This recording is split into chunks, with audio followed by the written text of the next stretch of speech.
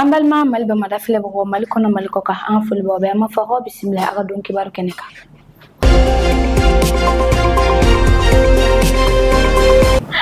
amanga bidon kibaru de nani jamana kono kibaru ye lajiba do kera Bamako barakelo ka nyogon sola RPPM fe boli kunye kata siblake ka nyisi jamana de bela jeli ma kata kay foga se kidalma ani soroko barakelo ma kran yala jara transport bolin kera kunu araba septembre kalu klitan samba fla an wanjuru mi hakilna bora collectif pour la défense des militaires fe hakilna jingina mi klifla laban nuna kay segu nyoro foga ta se siga so yan fan fe Bamachu ka kana ya wali ku weyalendo ko sebe ni yoro nuna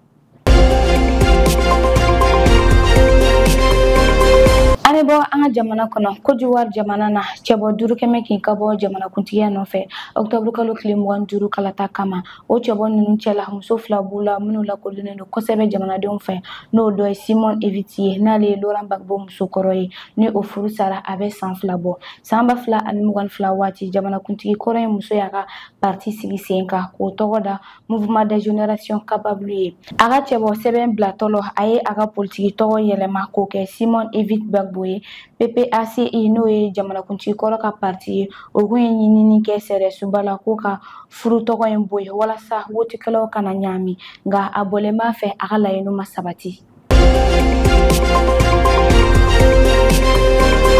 Cameroun jamana na Hermine Patricia Tominanda Manjoya ale kilindoro ni musoye chebo tan flachela jamana kuntiya no fe Cameroun jamana na nga Cameroun jamana debe aka politique toin don kosebe mi UDC ka fangata ni o Cameroun jamana ka toin Union démocratique du Cameroun ni ache Adamu Ndama Njoya ka saya kofe samba fla ani mugan wati amena jamana député yala nga sisa fumba mara nyamadu mimbe Cameroun tilebian fanfe ningali to mi yala aka laini ye mu aka jamana ka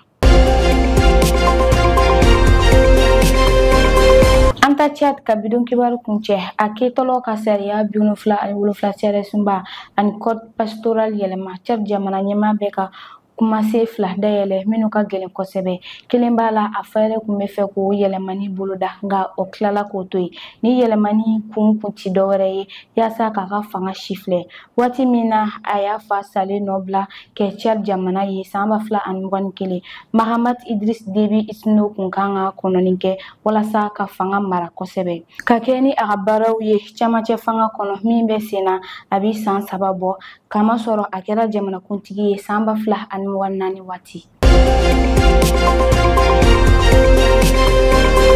ambal ma malba mala flebo ne be dasigi ke aga bidon kibarula ama fonyana akambe je wakati wele